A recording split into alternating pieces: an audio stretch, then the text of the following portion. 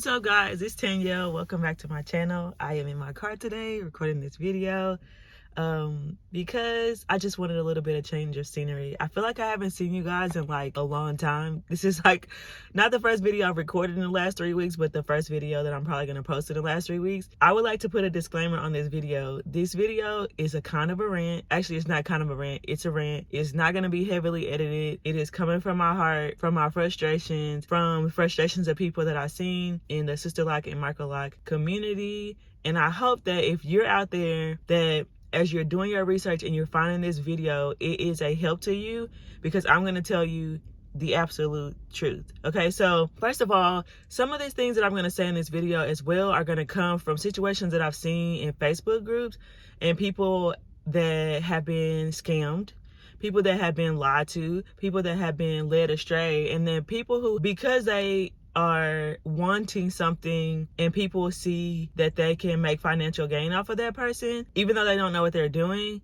they have, and then the person comes and looking for guidance in the group. If you're not in a group, or if you're in several and your hair is fine, low density, or not, if you just want to come hang out with us, I have a group on Facebook called Locs So Fine. It's about 3,000 members down in the last 6 months, which is so crazy, but you can feel free to join. The link is in the description below. Let's just get right into it. Again, disclaimer, I'm not talking about a specific person. I'm not pointing my finger at specific things, but I'm talking about specific situations of things that people are maybe naive enough not to be aware of, or like me, try to think the best of people, and that this industry is more regulated than it really is. So first things first, some of the people who are claiming that they can do your hair don't know what they're doing, guys. They don't know what they're doing. And let me explain the reason why. Some of it is their fault and some of it is not their fault. In order to become a sisterlock consultant, you need to go to a course. Once you complete that course, you are a trainee, okay? Now, your background prior to that point doesn't really matter. For example, one of the people that I've seen, she was a school teacher. Then she decided that she wanted to not to be a school teacher. She wanted to work from home. She wanted to get into hair and things like that. And so then she decided she was going to do sisterlocks. You can then decide to take that course with no knowledge of hair, okay? And then when you get done, you become a trainee, at which point you use the things that you learned in the course, and you complete 3 people's hair, and then you provide proof to sisterlock, and they then call you a consultant. Which means that the only difference between you being a trainee and you being a consultant is the fact that you've submitted 3 different, like, proof that you did it. Now, there's nothing inherently wrong with that, except for the fact that some people have a higher level or skill level or prior knowledge of hair than other people. You all know, like, you know, for example, if you go get your eyebrows threaded, the girl who takes forever and is not the best, and then the girl that you always ask for because she does a better job at it. By you choosing somebody, it doesn't mean that they have more experience just because they're a consultant, minus like the 3 people that they've seen. So what happens is that people without proof of the skill level of this person, or prior consultations, or prior knowledge of that person, are giving money to people to do their hair who really are learning. And I think that it needs to be clear, though, to the person who is providing the service and the person they're providing the service to, that they are learning, right? It's not going to be perfect. It's not going to be like the person you see blowing up on Instagram, because they probably done a lot of people's heads. They probably have developed a skill as far as their grid and their parting and all those things are concerned. And some people are learning and some people aren't. And so people get in Facebook groups and they find somebody based on recommendation, because again, the getting is scarce. When I was first looking, there was 2 people in my state who were doing sisterlocks. And then they get somebody and they're upset because this girl, she jacked up my hair. Well, did you see her previous work, though? Did she seem like she knew what she was doing? Did it take her a long time? Did she have a mentor that she was seeking guidance from? Like, did you have any indication that that person knew what they were doing beforehand? Guys, do not get in such a big hurry to go and get sisterlocks, so you just go and just get sisterlocks without going through all of those proper steps. Now, I'm not going to exclude microlocs, and this is not picking on sisterlocks, because for microlocs, it can be even more dangerous. There are 4 different ways to start maybe five different ways to start Microlocs, where sisterlocks actually even has a standard in the first place, where you can only use interlocking and you use their tool and you use their grid, and that person has gone through some type of training. In order to provide a microloc service, you do not have to be licensed at all in hair or know anything about hair. A lot of people were previously braiders, which is something good, I would say, in kind of, because that means that they know a little bit about grid and parting and timing and different things like that. But you don't have to be trained.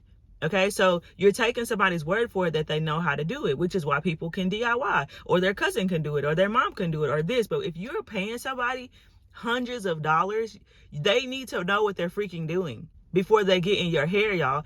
And if you don't know what they're doing, then it's easier for them to make sure that they're getting their money out of you, because you don't know what they're doing and they don't know what they're doing. And what I mean by you don't know what they're doing, do you know where interlocking versus palm rolling versus braiding versus two-strand twisting? Do you know what your hair type is? Do you know what your hair texture is? Do you know what your hair density is? Do you know if you have any scalp problems?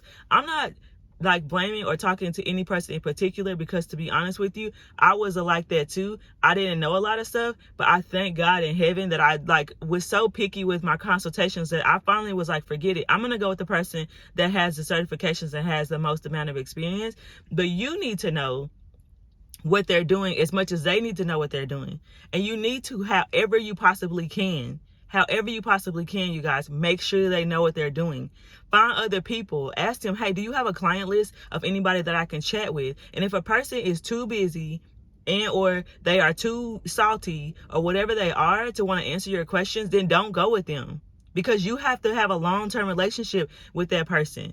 If they don't answer you for 50 million days because they're so busy, what do you think is going to happen whenever you're supposed to get reties done? What do you think is going to happen whenever you have an issue? Like I had that issue where I had that slippage and stuff. I sent a message to my loctician. Did she answer immediately? No, but when she could, she took the time out to do it. If they're too busy making money off of these installs to actually maintain the people that are coming in, or they, for example, they're doing your install, but they're sending you to somebody else who they can't even vouch for, okay, then that's a problem, y'all. And you don't want to get suckered into that. Know the difference between the ways that you can start microlocs. Know the difference between the stages and what's to come. I wish to God there was a booklet. I don't know. Comment below if I should try to make one. I'm not an expert, but on what to expect, like, so you're not like, oh my gosh, what's going on? This is happening. They don't look like this. My hair doesn't look like hers, or any of those things. Especially if your hair is finer, it's a different experience. And I don't want people to get caught up, because you do not have to have any special training to do microlocs. You just have to say, I do microlocs, and get somebody to let you do microlocs. Let's talk about the finances of the situation. The numbers are all over the place. There's people posting, hey, this person told me they were going to do it was only going to take 4 hours and they were going to charge me $450. That's crazy. That's crazy. You got people who are, hey, they're telling me it's going to be $4,000. It's going to be this and it's going to be that. Let me explain a fad. So a fad is something I believe right now that's happening with microlocs and sisterlocks the same way it did with when people started getting natural hair.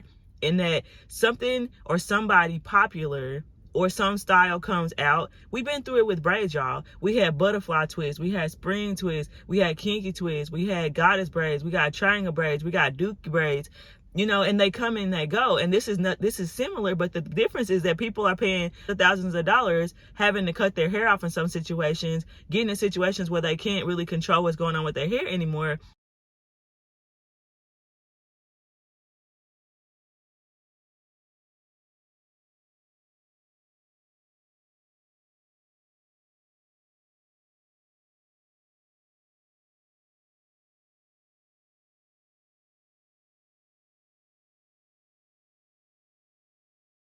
These ends are not locked. My hair, for the most part, is budding, and some of it's locked and some of it's not. This is not locked hair yet. Okay, I call them locks because they're starter locks, but for all intents and purposes, they're not locks. These are not mature locks. These are still babies.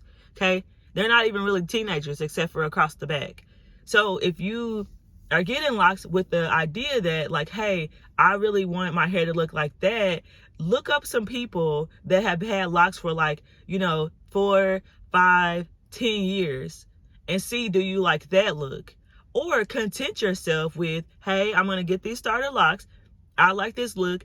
and I'm going to try to keep my curly ends, whatever that means, or whatever process that's going to take. But I understand that, like, this is not actually truly fully locked hair, and that's the look that I want. I'm going to keep these for so long, and then I'm going to comb them out, or I'm going to do this. And listen to people when they're ranting and raving like me and they're saying things like, oh my gosh, this is a lot of work, or this is that. Like, don't just say that people who are saying the bad are being negative Nancy's, because everything has a good and a bad. Hey guys, I'm recording this video. I'm calmed down a little bit, but I just wanted to make sure that I added in about reties, making sure that you understand what is a retie, how often you should be getting it done based on your hair texture and your hair type and how often your hair is growing. Keeping up with things like slippage and like things that need to be repaired, making sure you understand what's happening, you know, at your appointments, and also the issue of combining locks, and that several people have been complaining about. They go, and because a person is trying to get more, of course, money, that they're, you know, doing things like combining locks, or, you know, used to take them 4 hours and they would charge them by the hour, but then it starts taking them 2 hours, and then they do a flat fee that's the same amount as it was when you were charging them by the hour. And it is a lot of work, and I have all utmost respect for locticians. I do for mine, for, you know, any of them. But I just the point of it, I guess, in me making this video in the first place, is that you should be as informed as possible, so that you know what the red flags are, and that you know what you have if you have something good, right? If your loctician is truthful and good, and you know, so you know either way. Just be more informed going in is the point. So anyway, back to the video. Listen to the good and listen to the bad. Not everybody who's complaining, not everybody who's saying they don't want this or they don't want that is like trying to throw shade. The other thing is that locks are not for everybody. And I know that, like, when we get in the groups and stuff and we see everybody and we see this and we see that, we're like, oh my gosh, you know, I want some. Make sure that it's actually for you health-wise and commitment-wise as well. There is nothing wrong with being like, you know, I admire that look, but I am not about to do all that work, or I am not about to do this, or I'm not. Like, be truthful with yourself for what you're expecting out of it and what the experience is out of it. Because when you're not, then you end up in a Facebook group, or you end up on Instagram, and you're like, oh my gosh, this is so much work, y'all. I'm about to get ready to cut these things out. It's so much. And I'm not mocking that person, but I'm saying, like, maybe if when they were doing their research, somebody has said the bad things too, that they might have realized that what was coming up down the pipeline. The next thing I want to say, and this one right here is like controversial, so you could cancel me if you feel like you need to cancel me. That's totally fine. I understand. But I am like super concerned about the rise of microloc extensions versus the lack of education and understanding about what it means to put extensions in your hair. And I get the premise of it, right? So the premise of it is, like, I only have so much hair, or I have spots where like this is happening or that's happening, and so I'm gonna add in this human hair to my hair in order to give it a certain look, right? But what's happening is that you're getting charged extra for the extensions, and then your hair can't handle the extensions. The person, again, going back to what we talked about before, actually doesn't even know what they're doing when they're putting in the extensions. The extensions are sliding out. I saw a lady the other day who was like, hey, every time I go back, she's having to re-put in extensions because they're sliding out. Sweetie, your hair is probably soft. When you got box braids or whatever else you might have gotten in the past, they probably slid out. That was me. And then the weight of the extensions on your hair, it doesn't feel heavy when you're holding it in your hands, but it's heavy when you're putting it on 20 strands of fine, low density hair. And then it grows out some and it's hanging off of there, and you lose your lock because of it. Make darn sure that that person who is putting those extensions in your hair knows what they're doing and that your hair can handle it. Think back on your hair history, ask them questions, and think to yourself, okay, is it worth it for me to risk the traction and the pulling and stuff on my hair versus just going through the starter phase of the locks? Get the starter phase of the locks then and cover them up if that's what you need to do. But really, it's a really big concern of mine, the lock extensions. I don't know, comment below if you know what I'm saying about that. I had a really extensive conversation with my loctician about that, and about the reason why that she doesn't put in lock extensions is because down the line, the new growth, you guys cannot handle the weight of that, especially if your hair is not super duper strong. I hope that you guys are seeing where I'm coming from on this video. I don't want to seem like I'm being a negative Nancy at all. I just really, like, it's just concerning to me the amount of people who are getting screwed. The scammers in the Facebook groups, people asking for deposits for your hair and you never even met them before. People not answering you or ghosting you after you made appointments. Listen, I had 4 consultations and I had it all. My first one didn't even know where Sister Locks were. She was confused. The second one didn't even come. She was too busy. The next one, I just feel like didn't want to do my hair, and thank God for her honesty and that she was like, you maybe want to look at something else. But she, at the same time, possibly I was misinformed about whether or not I could have gotten Sister Locks or not. And it took multiple tries, and I didn't give up, even though it took me a long time, to make sure that you find somebody who you find is honest and you've seen their work. And that's what's the most important thing. The next thing I want to say is, let's look at the business of Microlocs. A person stands to make a lot of money off of a person who is really desperate and eager to get something. And that's across any field. And when you have no regulation over a field, and even like, and I'm talking Sister Lock and Microloc both. Sister Lock has their classes and their regulations, but in my research, as long as you're paying for to keep your certification and you turned in your cases, there's nobody actually regulating how good a job that you're doing, and you can raise your prices based off of demand. And the same thing with Microlocs, which again, like I said, there's no training at all. So I'm not throwing shade on Sister Locks at all. You could just do whatever you want to with Microlocs. Some people are palm rolling, some people are braiding, some people are doing whatever. And so I think that at a certain extent, anything that doesn't have any regulation that there's cause for demand for, the price gets dumb. Okay? And again, the price does not have to reflect anything but demand or what people will pay. And so like $2,000, $3,000, $4,000, $6,000, $7,000 for these Microlocs. Come on, guys. Like, I think we can do better as people for each other. And again, I can't tell people what to charge. If you get in that money, that is, I mean, some part of me is like, well, you do you. But still, make sure that it's worth it. I'm talking about from a consumer end. Make sure that it's worth it, and know that the prices are based off of nothing but what that person wants to charge you. Just like most everything, as far as like, you know, cosmetic industry and stuff like that. People are knowing their worth to a certain extent. It's a lot of freaking work. It is, especially if they're interlocking your hair. But you can get scammed and you can get taken advantage of. You can get charged way too much dang money. And just know that, you know, there's nobody regulating that on the back end of the provider standpoint, except for you're going to have to regulate it for yourself by knowing what you're willing to pay and what you're willing to do. Again, I just feel like, I don't know, I keep saying this because I really don't want anybody to get upset with me, but I know the internet and I know people are going to get upset with me anyway. I just want you to know that there's negative things that happen. You can't get scammed. You can't get charged too much. People do not always know what they're doing at all. And you need to know more or as much about your hair and the health of it as anybody else.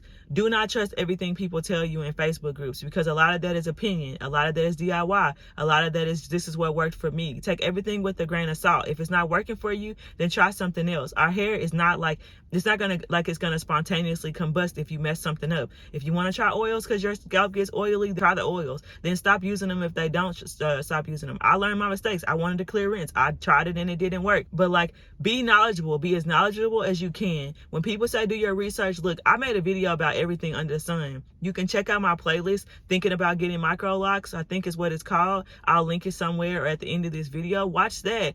Pour into and spend the time doing as much of research as you can. Do not be an impulse buyer.